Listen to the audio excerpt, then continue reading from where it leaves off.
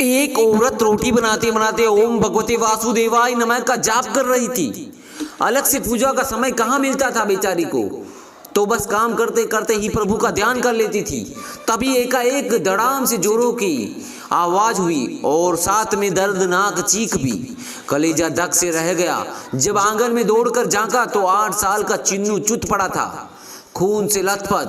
मन हुआ दहाड़ मारकर रोए, परंतु घर में उसके अलावा और कोई नहीं था और रोकर किसे बुलाती। फिर चुन्नू को भी संभालना तो था। दौड़कर नीचे गई तो देखा चुन्नू आधी बेहोशी की हालत में माँ माँ की रट लगाए हुए हैं। अंदर की ममता ने आंखों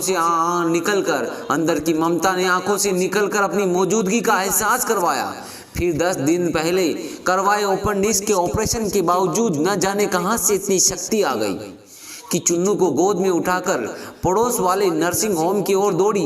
रास्ते भर भगवान को जी भरकर कोसती रही, बड़बड़ाती रही, हे कन्हैया, मैंने क्या बिगाड़ा था और मेरे बच्चे ने तुम्हारा क्या बिगाड़ा था।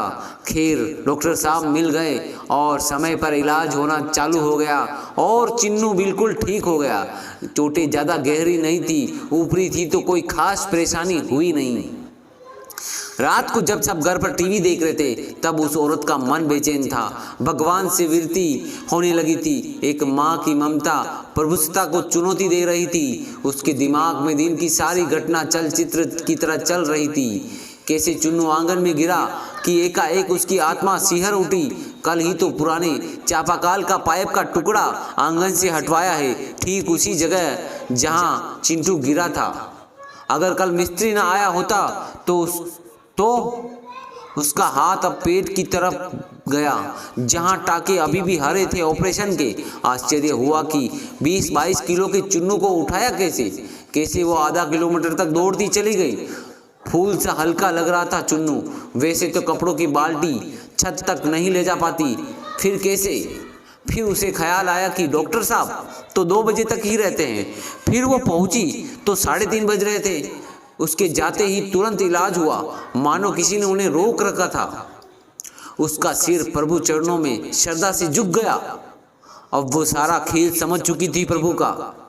मन ही मन प्रभु से अपने शब्दों के लिए माफी मांगने लगी, हाथ जोड़कर क्षमा मांगने लगी। तभी टीवी पर ध्यान गया तो प्रवचन आ रहा था। प्रभु कहते हैं कि तुम्हारे आने वाले संकट को रोक नहीं सकता। प्रभु कहते हैं कि तुम्हारे आने वाले संकट को रोक नहीं सकता, लेकिन तुम्हें इतनी शक्ति दे सकता हूं कि तुम आसानी से उस परेशानी को पार कर सको। तुम्हारी राह आसान कर सकता हूं, तुम्हारी राह आसान कर सकता हूं। बस धर्म के मार्ग पर चलते रहो। धन्यवाद।